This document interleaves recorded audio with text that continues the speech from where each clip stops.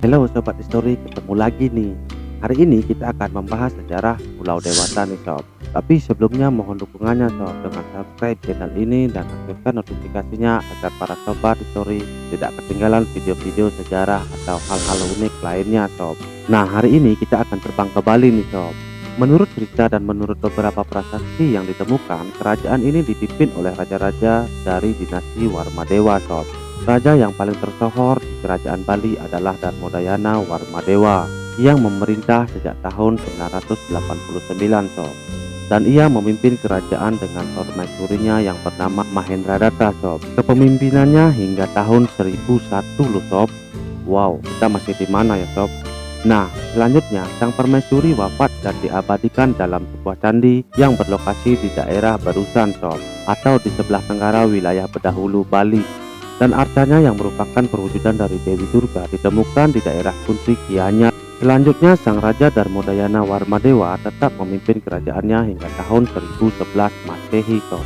Dan pada akhirnya ia wafat serta diistirahatkan dalam sebuah candi di Banduwaka. Akan tetapi nih Sob, sampai sekarang keberadaannya belum diketahui oleh sejarah atau warga termasuk kita nih Sob. Pernikahan Darmodayana dan Mahendradatta melahirkan putra yang bernama Erlangga Sob, yang kemudian hari menikah dengan seorang putri Dharmawangsa dan menjadi raja di Pulau Jawa Sob, putra yang sering disebut-sebut Raja Marakata.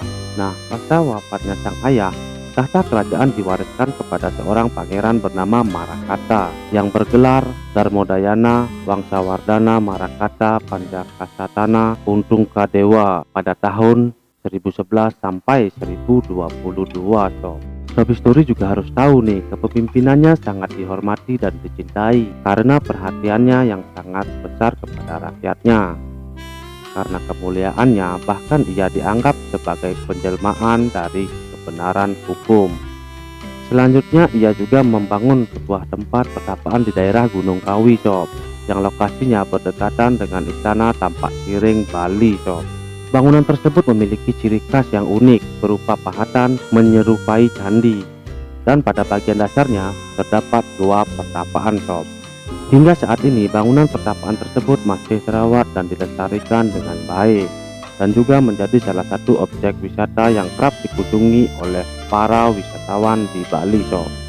Nah, sepeninggalan Marakata, tahta kerajaan diwariskan kepada putranya yang bernama Anak Wungsu Sob. Tahta tersebut dipegang mulai tahun 1049 hingga 1077 Sob.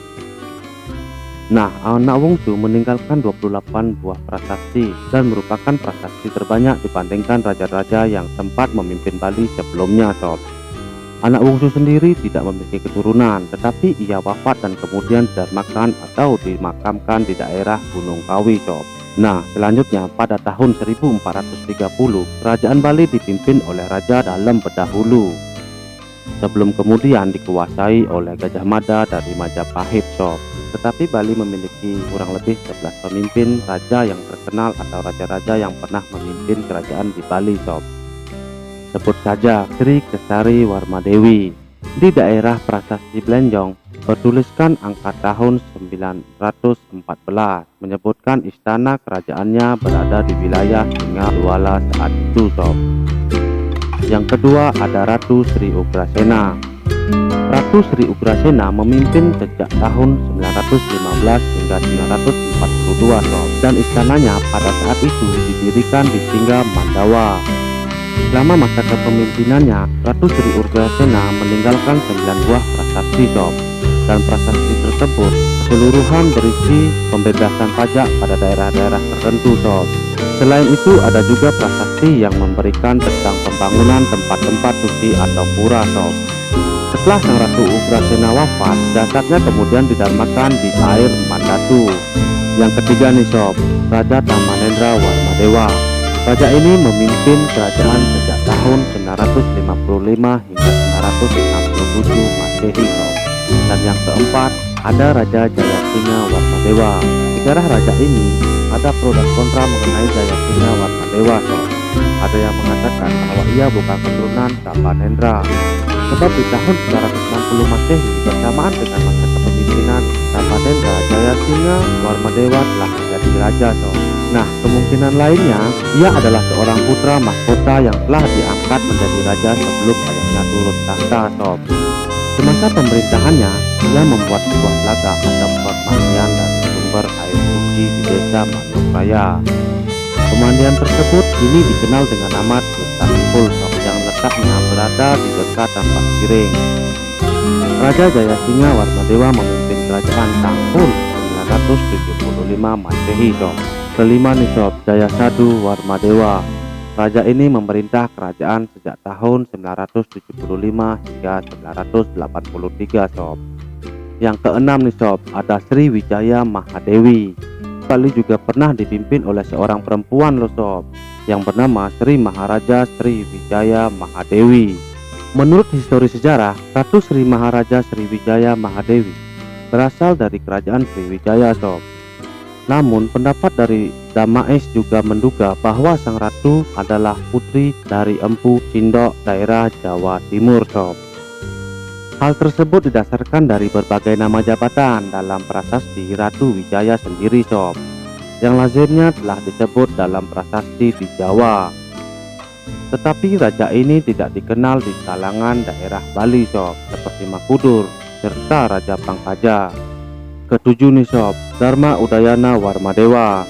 Nah, raja ini sangat melegenda di rakyat Bali, sob, karena pada saat pemerintahan Udayana, kerajaan Bali mencapai puncak kejayaannya. Ia memimpin kerajaan bersama sang permaisuri yang bernama Mahendradatta, seorang putri dari seorang raja Makutawang Sawardana dari Jawa Timur. Sebelum Udayana diangkat menjadi raja, banyak yang menduga bahwa beliau berada di tanah Jawa karena namanya tercatat dalam prasasti Jala Sunda. Nah, pernikahan antara Udayana dan Mahendradatta menjadikan pengaruh kebudayaan Jawa di Bali menjadi semakin berkembang, sob. Misalnya, bahasa Jawa kuno mulai dipergunakan dalam penulisan prasasti. Dan itu, pembentukan Dewan Penasehat mulai dilakukan seperti pada umumnya pemerintahan kerajaan-kerajaan di Jawa loh, sob. Setelah Gunapriya wafat, Udayana tetap memerintah kerajaan hingga tahun 1011 Masehi, sob, dan beliau wafat dan kemudian dicandikan di wilayah Banuwaka. Sejarah tentang hal itu tercantum dalam sebuah prasasti Airwang yang menuliskan nama Udayana. Setelah wafat Udayana dikenal dengan nama Betara Lumah di Banuwaka. Yang kedelapan ada Raja Marakata nih, sob, yang memimpin kerajaan sejak tahun 1011 hingga 1022 pada saat itu, sob. Nah, masa-masa pemerintahannya sezaman dengan Airlangga, sob. Tidak memimpin, Marakata dijuluki sebagai sumber kebenaran hukum, sob, karena selalu melindungi dan mengayomi masyarakat kerajaan. Marakata sangat dicintai, sob, oleh rakyatnya karena sifatnya yang dermawan. Ia juga mendirikan sebuah candi atau prasada yang terletak di Gunung Kawi di daerah Tampak Siring, Bali, sob. Yang kesembilan ada anak bungsu, sob. Beliau adalah Raja Bali kuno yang paling banyak meninggalkan prasasti dengan jumlah lebih dari 28 buah prasasti, sob, dan tersebar di Bali Utara, Bali Tengah, dan Bali Selatan, sob. Anak bungsu memimpin kerajaan selama 28 tahun sejak tahun 1049 hingga 1077, sob. Dan ia juga dianggap sebagai penjelmaan dari Batara Wisnu. Anak bungsu tidak memiliki keturunan dan beliau wafat di tahun 1077. Jasadnya kemudian dimakamkan di daerah Gunung Kawi dekat Tampak Siring, sob.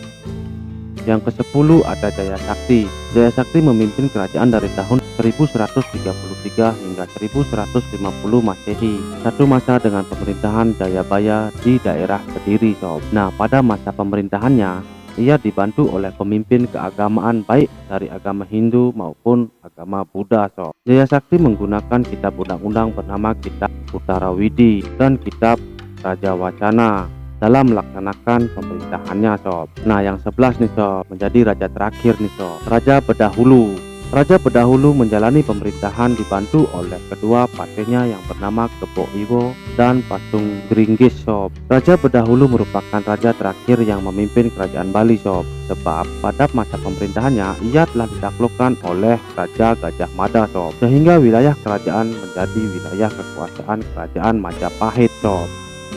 Nah, gimana sob? Apakah kita termasuk keturunan raja-raja tersebut? Silahkan tinggalkan komentar kalian di bawah video ini sob, agar kita sama-sama mempelajari sejarah dan kebudayaan milik kita semua sob. Sampai ketemu di video selanjutnya.